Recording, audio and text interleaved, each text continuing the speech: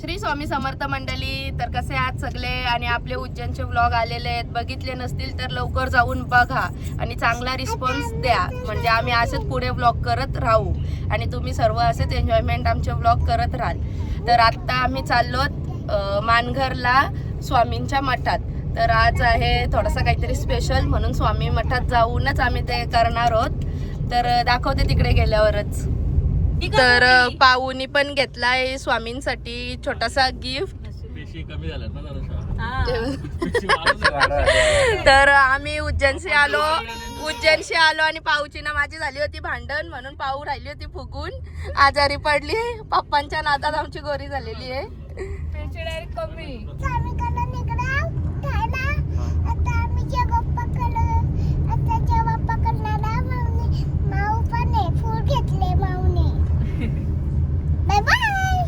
भाऊ गेलेत पेढे घ्यायला. त्याची चेन तोडली ना बिट्टू. आणि कसं सांगितलं खोटा मम्माला घरी चैन तोडून ठेवली कपड्यांच्या खाली. आणि आम्ही विचारतो चैन कुठे आहे, चैन कुठे आहे, सांगितच नाही. नंतर रडायला आली का, तरी पण नाही सांगितलं चैन कुठे आहे. नंतर तिने काढली तर ते बोलतं तिथं ठेवले. मग बोलतं सांगायचं ना बोलतं आधीच. तर बोलतं नाही तुम्ही झोपलेली, मग मी कशाला सांगू बोलतो. काय काय हॅलो गाईज बोल. Hello guys. आता पोहोचलो आम्ही स्वामींच्या मठात. काहीच गर्दी नाही. आम्हाला वाटलेला गर्दी असेल कारण आज गुरुवार आहे ना, पण नशीब गर्दी नाही.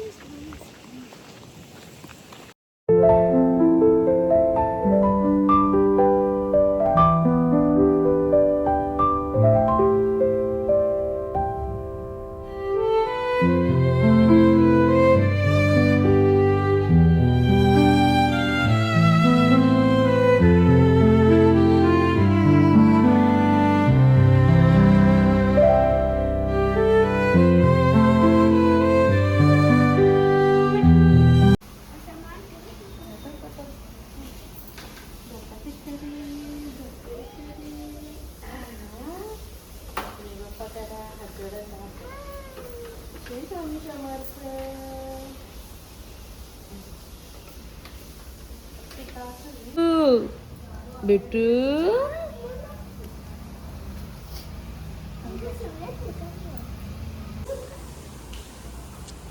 मस्त वाटतंय बघ.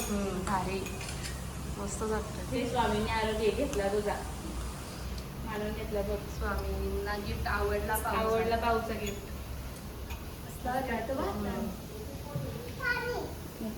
स्वामी समर्थ यांच्या आशीर्वादाने आजपासून माझ्या बाळाचे नाव समर्थ. श्री स्वामी समर्थ.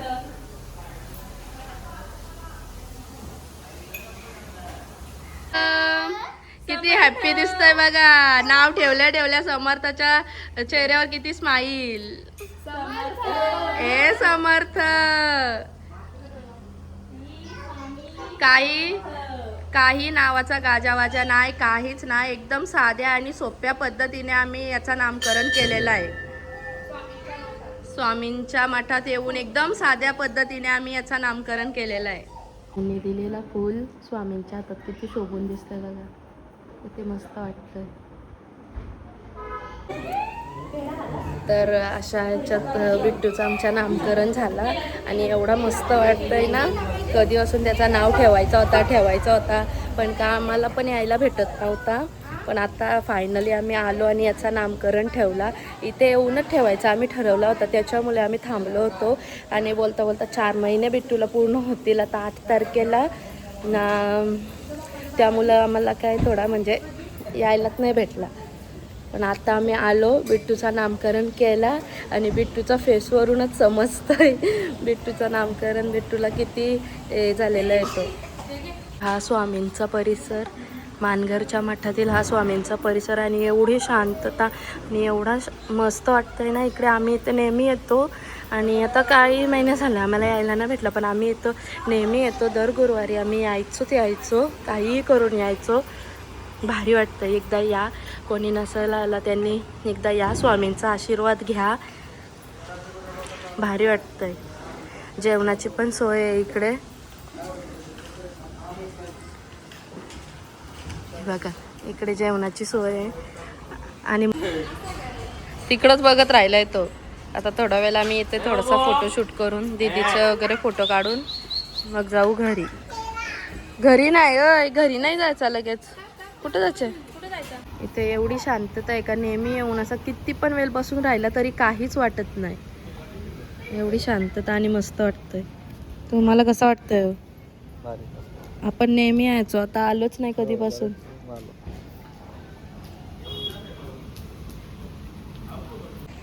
आता निघालोत आम्ही इथून. बघू आता ही काय बोलतात कुठे जायचं. ती जेवून ना आलेली तर बहुतेक तरी आम्ही जेवायला जाणार आहोत आता. हिच्या पांढऱ्या पेशी कमी झालेत आणि त्याच्यासाठी ती हे घेतलंय. काय बाबू? लस्सी घेतली. पांढऱ्या पेशी वाढवासाठी लस्सी घेतलंय. आमचा खाऊन बिऊन झालाय आणि अचानक आमचा आता प्लॅन झालाय उरणला पिरवाडी बीचवर जाण्याचा. तर आता आम्ही तिकडे चाललो. तर आता आमच्या प्लॅनमध्ये थोडासा चेंज झालाय. तर आम्ही पहिले पिरवाडी बीचला जाणार होतो, पण आता आम्ही इथे आलो करंजा जेट्टीवर. इथून आम्ही बोटमध्ये जाणार आहोत. कुठं जातं ते बोट?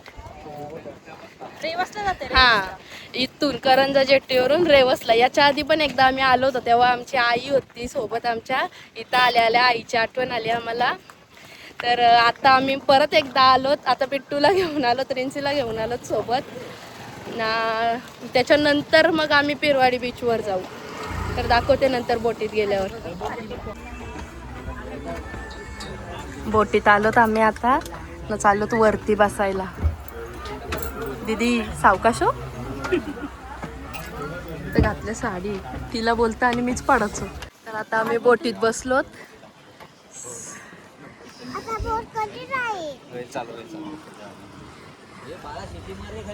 मज्जा.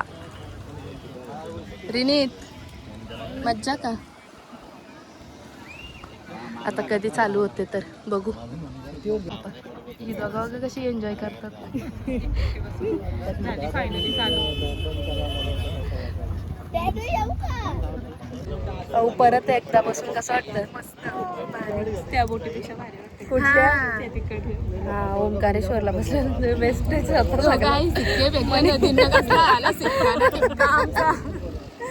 डायरेक्ट आजारी सगळी म्हणजे अशी झालेली ना. आजारी पण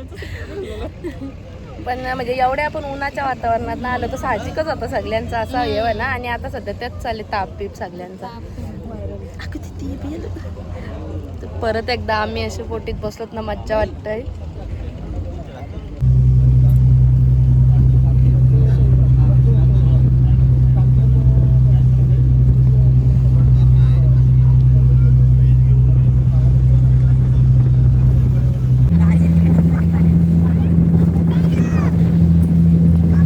आमच्या बिट्टूची टोपीच गेली, उडली डायरेक्ट पाण्यात पडली. इकडे कॅप बघा किती.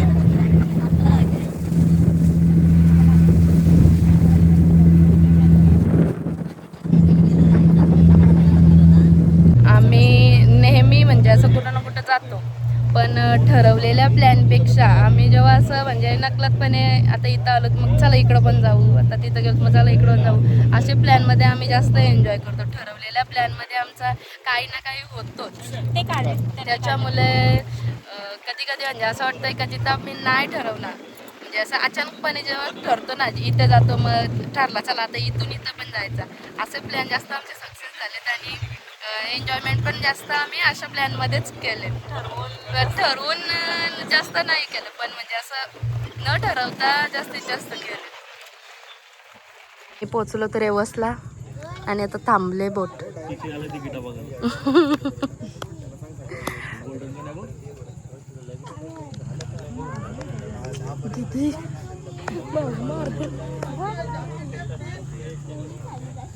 काय चाललो आता आम्ही परत करंजा जेट्टीवर.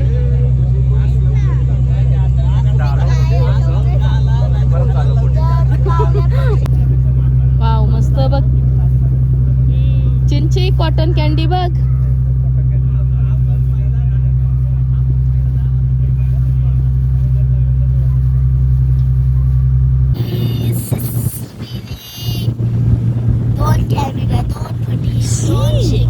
तुला असं करा सांगितले, काय बोलायला सांगितले? बोलायला काय सांगितले तो बोल ना. काय ना काय कशाला करतो तू काय बोलतो तो? हा. नीट नीट बोल.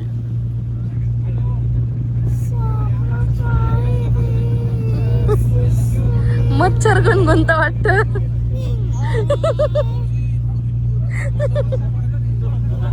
आता आम्ही पोचलो पिरवाडी बीचवर.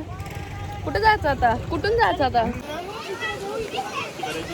बरीच गर्दी आहे ना.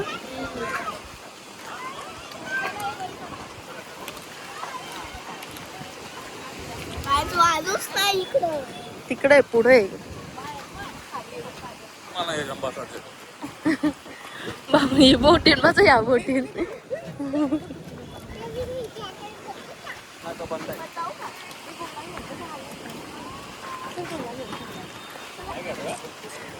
माझा बॉल आणि माणसं डोकं दिली. अरे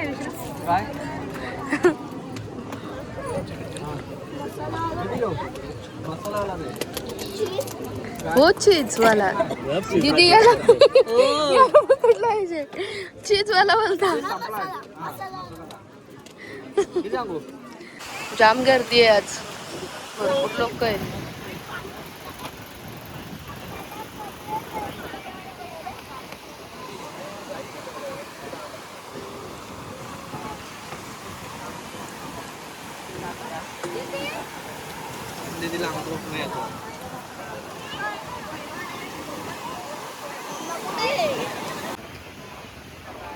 मस्त असं शांत वातावरणात